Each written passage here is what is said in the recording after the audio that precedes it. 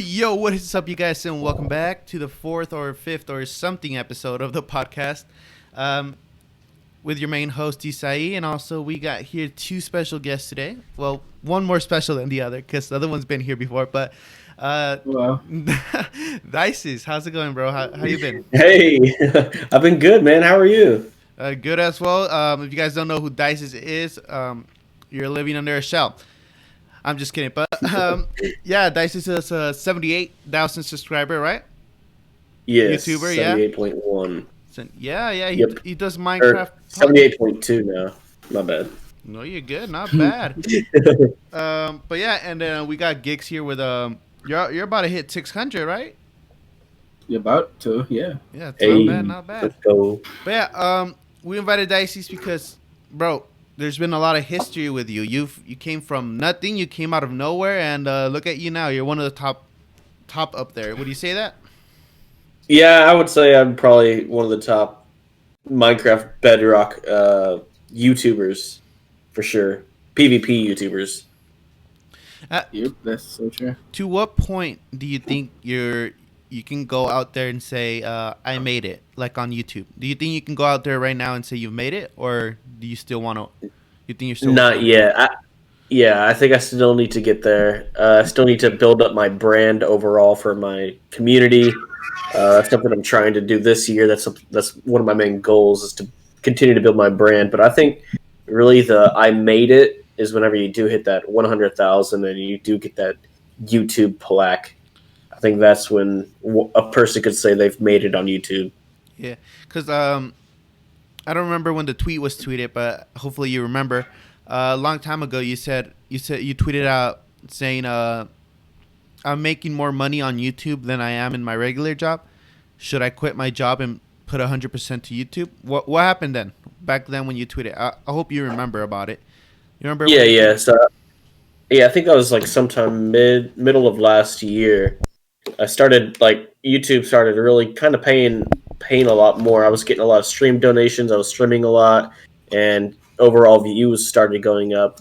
And I really wanted to quit that. And if I quit my job then, YouTube would have been just paying everything and then just a little bit extra.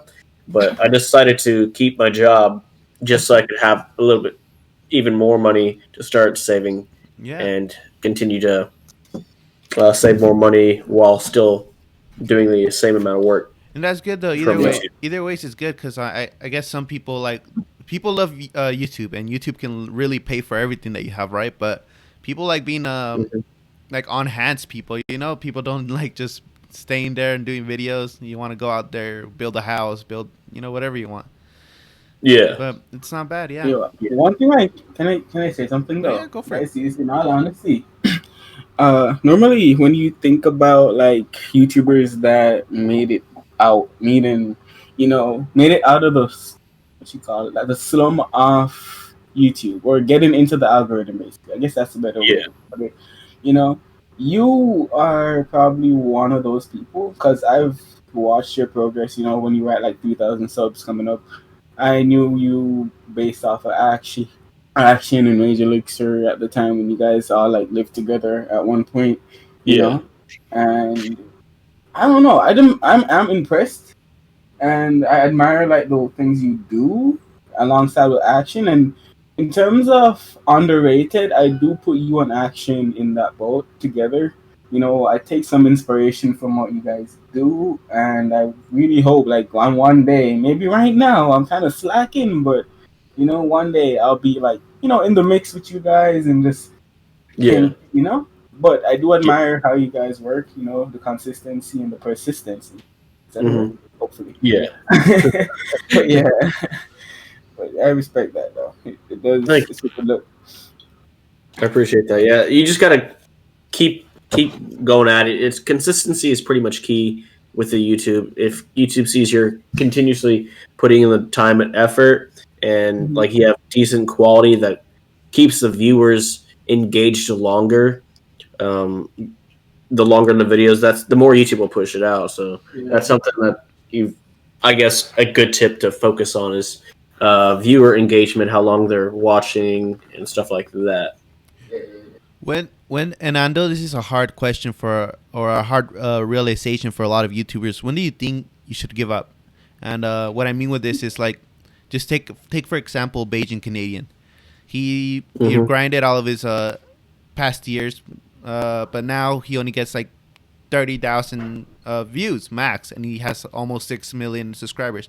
Do you think that's the point where he has to realize that he's sealed the bag, then you should leave the platform, or what do you think about that? Hmm. Well, honestly, if he's financially still stable from YouTube, then I don't see a reason to give up. And if he still has a personal goal to do on YouTube that he hasn't reached, he wants to achieve, then I don't feel he needs to give up either. If until he's satisfied with his journey on YouTube, then Yeah, because then I don't think he should give up. But if it is not financially stable, if you are putting your financial security at risk to chase something and that isn't going as what you expected, then you should probably give up and try to get financially stable and secure in life before you do put more time and effort into that dream that you are chasing. yeah, not bad. Yeah, I agree to an extent. But I know for sure he's not financially unstable, just because the reason that I watched the Sideman, and one time they asked Vicstar how much money he made out of one of his servers, and he replied with saying, I think it was 2 to 3 million, and I'm pretty sure Yeah. Beijing Canadian is the same way. Hmm. He made that two to Yeah, three they million. all have side businesses for sure, and that Yeah, they're yeah. all financially secure in. Yeah, and that's the thing I think is very important when coming on to YouTube. Don't base your income strictly on YouTube, because you never know when Yeah, yeah, things will make a turn for the worst.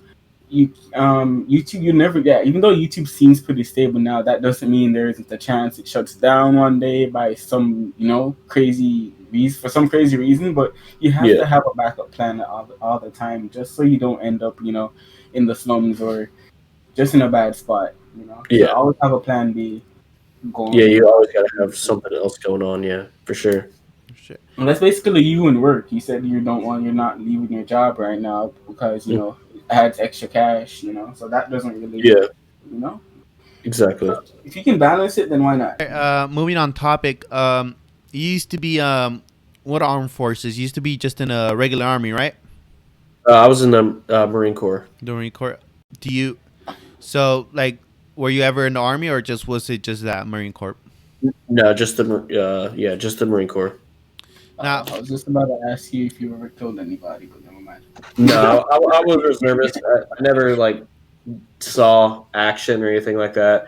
So I only went to Japan for like a month, and that was for reservists. We go in once a month Mm-hmm. for a weekend, and then a whole month in the summer we do stuff as well. So I still went through all the entire basic training and MOS school, and then I just did the once a month reservist duties. what, But yeah, I don't know if you had any direct questions about that. I have something lenient towards getting into it. What would you recommend to someone who's unsure or has a blurry vision of their future, who wants to get into the Marine Corps? Would you recommend it, or? If it's really, you got to really do your research on it for sure. It's a really good experience that changed my life for the better for sure. Like really good discipline and uh, drive. I have a lot of drive to chase after my goals and stuff in life, but it's definitely mentally challenging as well. Like physically, if you're a pretty active physical, you did sports in high school. I honestly think anybody who was active in high school could pretty much complete the basic training, like Yeah. physical stuff. But the mental side is a lot different. It's a lot harder, and you really got to prepare for that part of it. But it's you've also got to decide what you want to do inside that military branch, like specific jobs. They're not just here's a gun, you go shoot whenever people Yeah. shoot at you. You have duties you have to do. Like I was a mechanic, so I worked on vehicles and stuff like that. There's admin jobs. There's all types of different military jobs. So you also want to make sure you get the job you want. Recruiters can kind of push you to do something that you may not necessarily want, and that's their job. That's what they're supposed to do. They're just there to get people to sign the contract. So I would definitely recommend doing your research, trying your hardest to get the job that you want, or something that a job that you would probably enjoy for that 4 to 6 years. And But yeah, now that you said that, now what made you join then? Like after you did your research and all that, what made you join? well, looking at it now,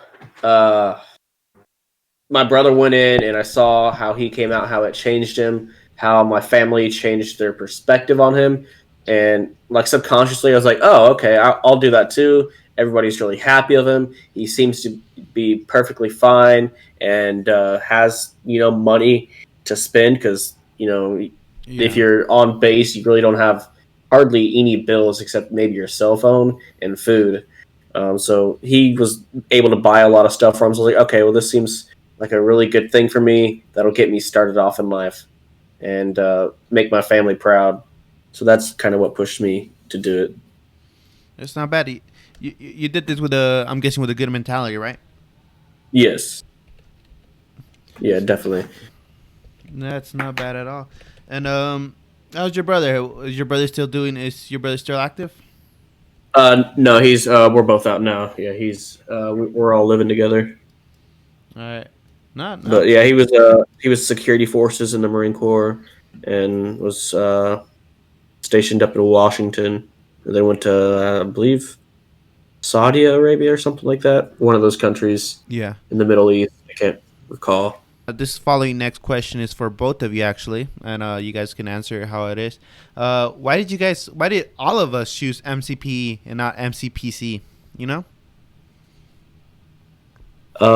Me personally, because that's all I had was a phone as a teenager. I didn't have a computer or anything like that I could run Java, so I started off on a jailbroken iPhone 5C playing Minecraft and building everything so far. But I don't know about. No, for me, in case it was this guy who used to take care of my brother, and I would always be playing in his tablet because he would always bring it over. And yes, I was that one little annoying kid. But yeah, I started playing Minecraft there.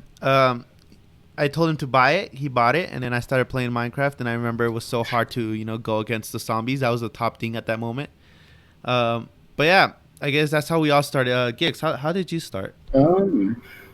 I started. There was some guy at school that introduced me to it, and then ever since then, I kind of got addicted. I didn't have a phone of my own at the time. I used to use my dad's phone back in the day to record at freaking 340p resolution, and it was a phone called a Huawei, and it was a very tiny phone. But I remember, back in the day when you couldn't really purchase stuff, it was more APK based. Um, I used a lot of APKs because, my parents never believed in spending money on games and stuff like that. So I just made use of whatever resources I had. No, yeah, for sure. I'm pretty sure. I'm But pretty that's sure. how I really got into it. I mean, Yeah, I'm pretty sure I've used a few APKs now and then. Another question. This is a question for you, Diecies. You keep it PG in your videos, right? Yes. Are you really PG, like outside your videos? No, I would say no. Definitely not. But I honestly, yeah, it's just better overall, family friendly. Like I still, say crap stuff like that, but I'm not gonna cuss just because then it takes out a huge part of that Minecraft audience who do watch the videos. So I'd rather try to appeal to the larger audience and still be entertaining to the older audience as well, and try to just meet in the middle somewhere. What would you say to people? What would you say to people who consider that being quote unquote fake or just not being yourself if you're not cussing in your videos or blah blah blah? You get me? I mean, I just don't know if those people fully understand the online personas, and a lot of people their online personas are characters that are meant to, like honestly, like nowadays, the cartoons that kids are watching are Dream SMP and stuff like that. Yeah. Are cartoons like, well, not necessarily cartoon, but that's what kids are watching nowadays. They're watching YouTube more than they are, the Cartoon Networks and stuff like that. Oh So yeah, they're watching so Coco Melon and all that shit. yeah, people build storylines off of their own characters to keep people engaged. So that's why I feel like a lot of people do go PG, so that way they could still build a good character persona for their online audience to enjoy. Yeah, I think with that, Gix would really agree with you because Gix actually does keep his videos PG, and I'm sure everybody has their own reason. Like, what would be your reason, Gix? My reason is for the same thing. Minecraft is a mixture, you know. A lot of I think a big portion of the community are younger viewers. In all honesty, but that's one of the main reasons. You know, you gotta lead by example. The way I see it, you can't just be doing things because you can become an inspiration to these kids, and they will just think what you do is the right thing. You know, so you have to set an example. And as Dicey said, by doing this, you're kind of in the middle. By keeping your content PG, you're in the middle. You know, you can entertain those adult viewers or the older viewers and those younger viewers, and still have a set audience, and everyone's happy. So I think when you build your channel based off that, it's good. You know, just PG benefits you more and works out best for everybody. Yeah, it's not bad. Maybe one day I'll take your guys' tips and put a PG channel out there. But so far, right now, I'm nowhere near that. But yeah, I know we're rapidly moving through topics, but I have a big one for you, Diecies. Um, do you remember this name? Bally Sham. He's a small YouTuber, 238 subscribers. Yeah, I've seen them around the community and in my, I believe, live streams before. Okay, yeah. He has a video out called "The Truth About Diecies." Have you ever watched that video? No, I don't believe so. Okay, well, this video has 2.6K views with 128 likes and 22 dislikes.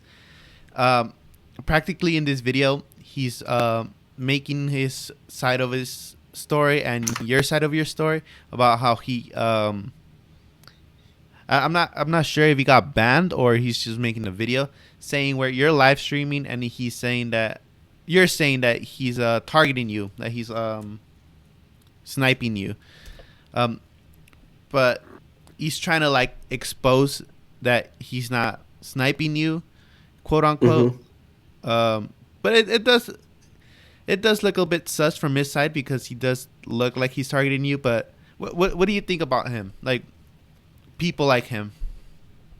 Well, honestly, I try to ignore it as much as I can now. It's definitely something that I'd struggled with in the past. Like when people would make videos like, "Oh my god, exposing Diecies," or clipping me, using me as like I killed Diecies, this YouTuber, Yeah. to I guess get themselves more out into the algorithm, or like honestly, now I'm kind of over it. For a while, it did bother me, but now I just kind of just try my best to pass through it and ignore it. But I mean, they're gonna do whatever they're gonna do. Hopefully, they end up realizing they could grow without using me and trying to, I guess, do videos like that, trying to expose me for some ridiculous reason. If it's a legit concern, then I'll look into it, like regular criticism or constructive criticism. Yeah, yeah. I'll definitely look into. But if it's just like some Dicey said I was stream sniping him,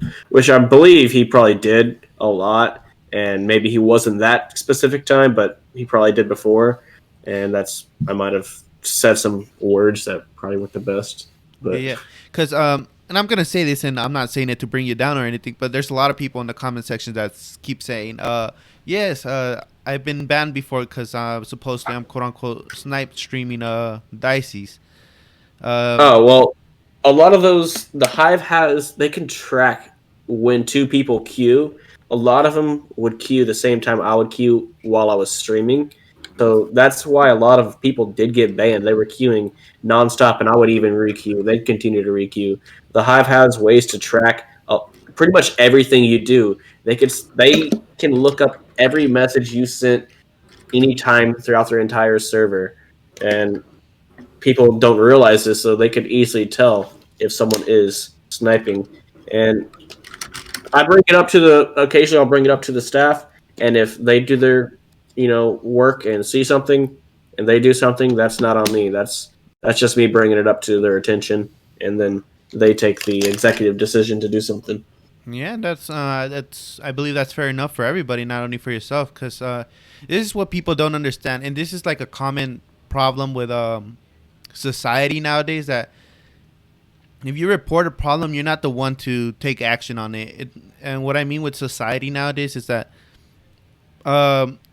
if a customer in UPS doesn't know where your package ended up, that's not his fault. You don't have to go yell at him. He just works for UPS. It's not like it's his fault. You get me? Mm-hmm. But it's just a common problem with you right now, just because people are targeting you in some way and saying that you're banning them and all this. But I mean, at the end of the day, it's not you. It's the staff, and that was their decisions, and they're gonna have to fucking live with it. Yeah. Throughout your whole YouTube experience and ride of roller coasters, what would you say your lowest point of life was, YouTube wise? Let's not get too personal, but yeah. YouTube wise, probably the beginning of 2019, after I moved back from Washington. Like, I was just so lost on what to do with content wise. At the time, the block and myself were having some personal issues, and we just didn't see eye to eye on some key things. And so I was kind of like, well, I just built up a whole kind of audience of role play, and now I kind of want to do something else, PvP. I don't know how well this transition is going to go, and my views dipped for quite a while there. My audience was in this big weird transition phase, and a lot of them didn't stick around, but I ended up building it back up, and after staying consistent with the PvP content for the past 2 years now. That's not good. I'm pretty sure you've done amazing, and I'm not. It's not a question. It's like a statement. You've done crazy amazing. I'm pretty sure back in the old days, back when you started, I'm pretty sure even I had more subs than you, but on my old YouTube channel. But look at you now, 78, and I'm not near close to you. But honestly, if I had, like Gig said earlier, if I had to tell someone that wants to start a Minecraft channel, and if they ask me who should I watch videos for, I would totally 10 out of 10 recommend you, and even your boy Actions, because you guys never give up. You guys are out there to grind. But yeah, I'm pretty sure you guys aren't the only ones. I'm pretty sure there's smaller YouTubers out there making the best content out there, right? But you just gotta find them, just like you guys made you guys foundable, or whatever you want to call it. And as you said, Diecies, about, like back in 2019 when you said you were having like some issues figuring out where to put your content or what type of content to do. Mm-hmm. Like right now, I think that's an issue, like with MCPE. Actually, it's been an issue since like around 2016. Trying to do something that you stand out the most for doing. Like it's a case where everyone kind of copies content styles, which is not a problem, but sometimes you need to think outside the box and find something that works for you and become the leader, which technically you were the person that kind of pushed the Hive the most, I could say, when in the earlier days. Like you, there was Pizzas, and then here comes all these other PvPers like Ignacio Blade and all those people, but originally you were probably one of the first original Hive content creators I've known, if I'm correct. Yeah, I believe I was the first person to get partner rank, or the YouTube streamer rank, on the Hive, and then shortly after, the community just continued to get bigger and continue to blow up, and now I don't even know half the people who's partnered anymore because there's just so many new content creators coming to the scene, and it's crazy to see how much the Bedrock community is blowing up and where it could go in the future. Yeah, so much potential in the Bedrock community when I look at it, You can almost compare it to Java. It's just that maybe in terms of advanced like mods and servers like specs and things you can do development wise, Java has that upper hand. But MCPE, I think, or Bedrock Edition I think they're getting there slowly, And the biggest example of this is the Fate client, which everyone's like going crazy about, having toggle springs, zoom options now. Like, it's easy, to see how far from not having sprint and hunger bars to this, So yeah, cool. Okay, and just as a last question, and I'm pretty sure a lot of viewers, if there's any viewers of yours, we want to know this. How did you manage your social life? Like, are you good in your social life, or right now are you in a spot where you're trying to still figure out YouTube and then going out and all that? Honestly, my social life is pretty non-existent. I don't really go out too much. Occasionally, like, I'll go over hang out with a friend, but with the past year, obviously nothing for sure. But regardless, my social life really wasn't much before that. So I did plan on doing stuff in 2020 until everything happened, and trying to build that outside social life. So hopefully, maybe this year I could try to work on that if this vaccine and everything does turn out to be okay and coronavirus does go away.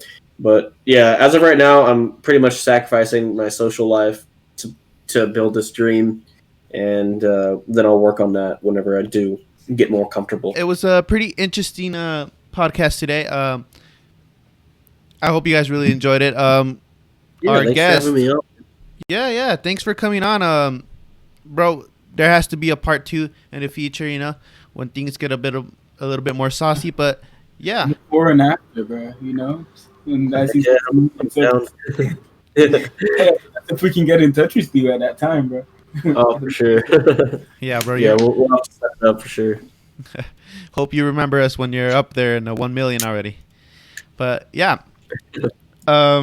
any last words you want to say? Any inspirational words you would like to say to anybody who's having problems with their YouTube channel or anything?